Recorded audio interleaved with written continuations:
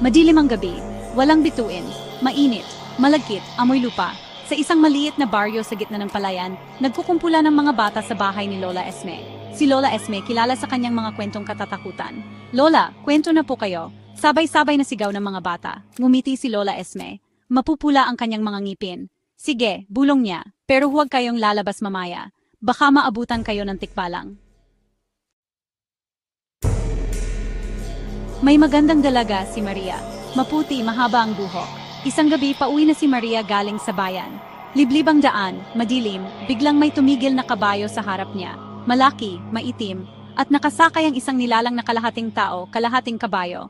"Tikbalang, sumama ka sa akin," utos ng tikbalang. Nanginginig si Maria sa takot. "Ayoko," sigaw niya.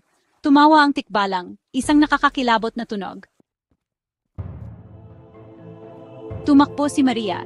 Takbo siya ng takbo, hanggang sa makarating siya sa isang punso. Hingal na hingal siya. Umupo siya at sumandal sa punso. Biglang may narinig siyang boses. "Sino ka? Bakit ka nandito?" "Nuno sa punso." "Tinatakot ako ng tikbalang," sabi ni Maria.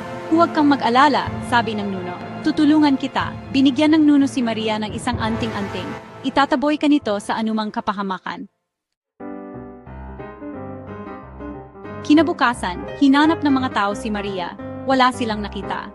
Ang sabi, dinala na ng tikbalang si Maria sa kanyang yungib.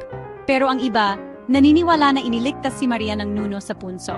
Hanggang ngayon, kwento pa rin ng mga matatanda ang alamat ni Maria ng tikbalang at ng nuno sa punso.